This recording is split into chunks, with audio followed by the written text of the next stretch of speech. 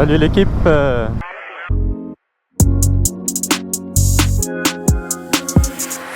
Aujourd'hui on se retrouve du coup après mes vidéos de vacances, après la vidéo de mes vacances pardon, et en fait j'avais envie de parler de ce qui m'est arrivé, une des raisons pour laquelle j'aurais pu ne plus faire de vidéos pendant un bon petit moment je pense, ou du moins j'aurais dû m'habituer à quelque chose de nouveau, et en même temps de mon système avec lequel je filme. Donc je vous ferai certainement une vidéo avec mon téléphone pour faire plus facile, parce que j'ai remarqué qu'avec ma GoPro, surtout vu qu'elle est fixée sur le casque, je filme pas super bien toujours, enfin c'est pas toujours bien centré ou cadré.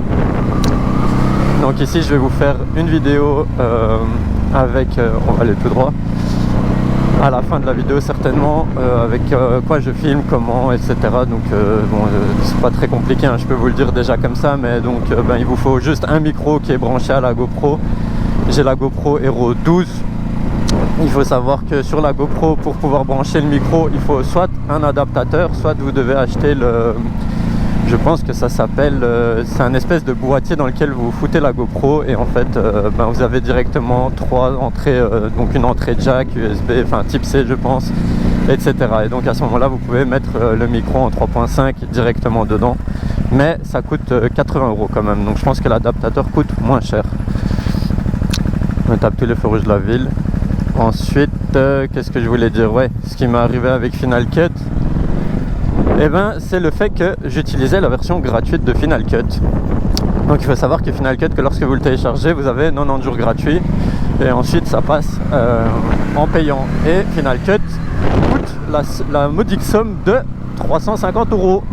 Donc je vous avoue, ça fait un peu mal au cul. Et évidemment, je vous avoue, surtout au retour de vacances, et même en temps normal, hein, j'ai envie de dire, avec la vie, voilà, on a tous sa vie privée, ses dépenses, etc.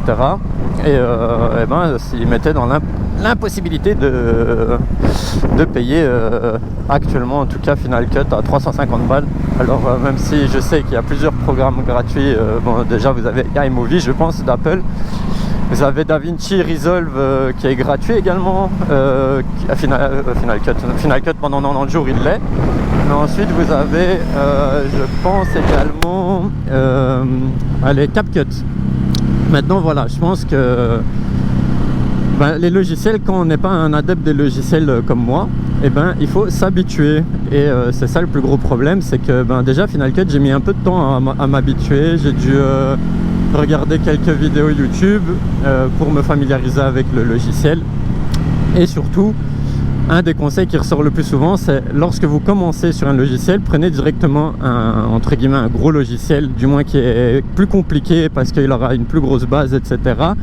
Mais vous, ça vous permet en fait de vous habituer à quelque chose de mieux, et une fois que vous avez la main et que vous commencez à vous améliorer, du moins que vous êtes à l'aise avec, que vous allez plus loin dans les fonctionnalités, ça vous permet de l'utiliser au maximum et de ne pas devoir changer de logiciel et de devoir de nouveau s'habituer à un nouveau logiciel, ce qui est assez embêtant et compliqué d'après moi.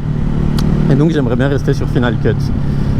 Et donc je me retrouve fin des 90 jours, c'est passé assez vite hein, honnêtement. Je pensais pas que je les ferais comme ça, ou du moins que j'y prendrais goût à ce point. Et donc je me retrouve avec Final Cut qui est entre guillemets périmé, dans le sens que je ne peux plus l'utiliser, la licence. Sauf que les 90 jours gratuits, normalement c'est du one shot, genre tu mets ton adresse mail, etc. Donc tu ne peux pas, donc à moins de recréer à chaque fois une adresse mail, voilà. Donc qu'est-ce qui s'est passé? J'ai commencé à chercher un nouveau logiciel, donc heureusement j'avais quelques petites vidéos de stock.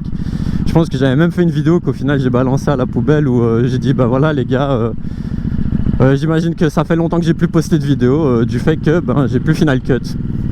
Sauf qu'en plus dans cette vidéo je vous dis pas la galère, mais on voit ma plaque, on voit ma carte bancaire, on voit tous des trucs que j'aurais dû flouter et qui m'auraient mis une plombe. D'où, comme la dernière fois j'ai dit, le petit mot, donc d'ailleurs aujourd'hui c'est des post-it roses sur le compteur pour me faire gagner du temps, parce que vous n'imaginez pas le temps qu'on gagne à ne pas devoir flouter, même si c'est peut-être moins joli, moins esthétique, de ne pas devoir flouter un compteur, une plaque ou autre, parce que voilà, il faut regarder image par image, etc. Et ça prend énormément de temps en fait, hein. Enfin du moins pour ma part. Et donc voilà, j'avais plus Final Cut, donc j'ai commencé à regarder des alternatives du style, comme je vous ai dit, iMovie, CapCut, machin, bazar. Et sauf que je me suis vite rendu compte que ça allait être chiant à recommencer, à de nouveau réapprendre, à poster les vidéos différemment, etc. Donc j'ai laissé tomber et j'ai commencé à chercher un moyen de retélécharger Final Cut. Et j'ai finalement réussi sans devoir payer les gars. Donc je sais pas comment ça se fait, mais j'ai pu repartir sur un 90 jours d'essai sans devoir retaper d'adresse mail, ce qui est très étrange. Donc me demandez pas comment j'ai fait. J'imagine que soit en fait tu peux télécharger chaque 90 jours et c'est moi qui essuie des builds et qui n'ai pas essayé directement. Soit j'ai eu un coup de chance et j'ai pu retélécharger Final Cut en fait pendant 90 jours de nouveau. Maintenant j'imagine bien que sur le long terme va falloir que je télécharge Final Cut, en version payante, afin de ne plus avoir ce genre de problème. Mais je vous avoue que 350 balles, encore une fois, ce n'est pas dans mes priorités actuelles. Donc voilà.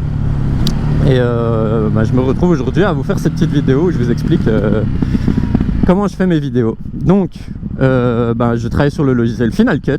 Moi je vous conseille de regarder des petites vidéos sur YouTube qui vous sont assez explicites comment fonctionne le logiciel. Pour débuter, je dirais qu'il faut faire quand même 1 à 2 vidéos pour vous sentir à l'aise, voir un peu ce que ça donne, etc. Parce qu'il y aura d'office des trucs où vous allez avoir envie de changer, dire autrement. C'est bien parfois aussi d'avoir les idées dans la tête de ce que vous avez envie de faire, c'est-à-dire de vous structurer un peu. Moi je suis une pipelette et le problème c'est que je m'emporte un peu parfois, je vais dans tous les sens alors que je suis censé expliquer une seule chose ou autre. Et j'imagine que vous l'avez remarqué, mais j'arrive à dévier d'un sujet à l'autre très facilement. Je suis assez tête en l'air en plus, donc voilà. Donc essayez de structurer peut-être un peu vos idées avant de faire une vidéo, de vous dire voilà, j'ai envie de parler de ça, dire ça, faire ça. Et ça peut aider un peu à structurer votre vidéo. Maintenant je suis pas un professionnel évidemment, hein, donc moi je vous dis ma manière à moi de faire, qui n'est peut-être pas la meilleure. Il faut trouver votre façon de faire à vous et celle qui vous permet de fonctionner correctement. Donc voilà, structurez vos idées, donnez-vous un sujet, à moins que vous ayez juste envie de discuter, papoter, etc. Et alors vous faites votre première vidéo, vous regardez ce que ça donne. Si vous aimez bien, tant mieux, vous la postez. Et si vous n'aimez pas, alors je vous conseille de recommencer, surtout qu'au niveau son, etc. on a tendance à vouloir changer au début. Enfin, moi personnellement, ma première vidéo, elle a été à la poubelle et je crois que je l'ai recommencé 2 ou 3 fois. Donc mes 2 premières vidéos, on va dire que c'était à la poubelle parce qu'il y avait toujours quelque chose qui ne me convenait pas, ma façon de parler ou de faire. Donc voilà. Ça, c'est un très bon conseil que j'ai pris de, je pense, Sushi Biker, qui a une belle vidéo explicative également. La fixation d'ailleurs, en pensant à Sushi, parce que sur sa vidéo c'est ce qu'il explique, c'est la fixation sur le casque de la GoPro. Écoutez, lui il a acheté une résine, une pâte sur Amazon, je pense qu'il a collé. Donc il faut faire un petit peu chauffer et coller sur le casque. Moi je me suis pas cassé la tête, je vous avoue, je pense que ça coûte un peu plus cher, mais j'ai investi le Chin Mount. Donc ce fameux truc américain, j'imagine que chaque motard a déjà eu la pub, un peu comme Quadlock, où en gros vous achetez un espèce de système d'attache qui est déjà prévu pour votre casque, qui est idéal à votre casque. Et en gros c'est le même système en fait, hein. Il y a l'attache, il y a un petit peu de colle dessus qu'il faut faire un tout petit peu chauffer, vous frottez un peu le casque et l'attache et en fait ensuite vous collez la pâte et ça tient automatiquement. Je trouvais que c'était plus simple. Maintenant voilà, ça vient des États-Unis. Donc je pense que j'en ai eu pour 30 € rien que la fixation. Et ensuite j'ai eu quand même des frais de douane. Alors maintenant les frais de douane c'est un peu comme AliExpress, hein. C'est toi et ta chance. Les frais de douane je pense que j'en ai pour 20 balles. Donc au final ça m'est revenu quand même à 50 €. Je vous avoue que je l'avais un peu mauvaise parce que c'est limite le prix de la fixation quoi. Donc je pense que le système le moins cher et le plus sûr c'est d'acheter sur Amazon. Mais c'est un peu plus, faut être un peu plus bricoleur, j'ai envie de dire. Maintenant ça fonctionne tout aussi bien. Alors en termes de caméra, moi j'ai la GoPro 12 qui était un cadeau à mon anniversaire. Mais honnêtement, moi je vous conseille l'Insta, donc parce que ça permet de filmer à la 3e personne et en même temps parce qu'en termes de qualité et de visuel, je sais que ça fonctionne vraiment très très bien. Maintenant je sais qu'elle coûte plus cher parce que la GoPro vous en avez pour genre quoi, 200-300 balles je dirais, en neuf, 300 balles neuf. Tandis que l'Insta, vous pouvez compter facilement 400-500 € je pense. Donc voilà, c'est une question de budget également quand on commence.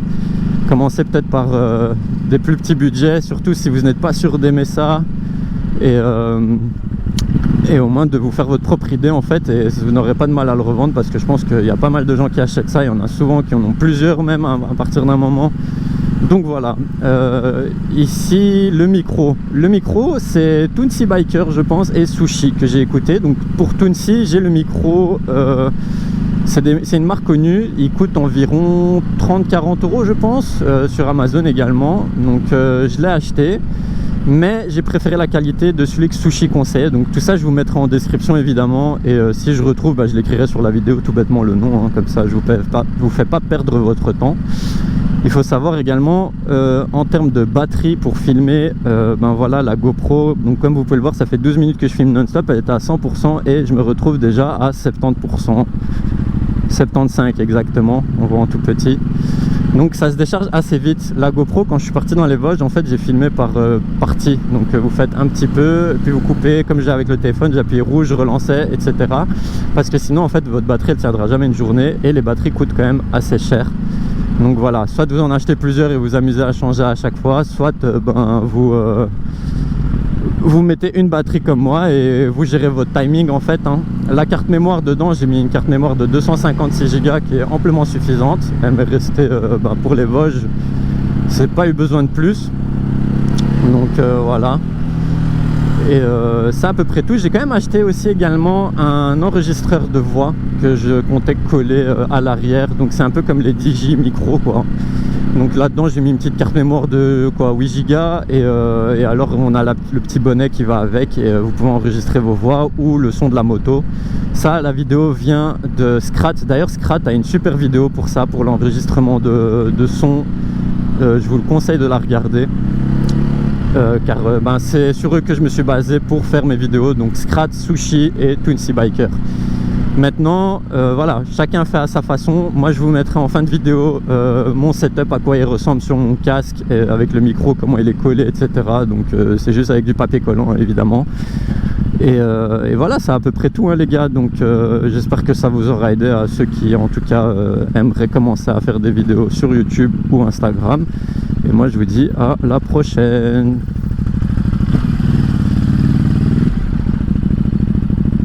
On est passé limite.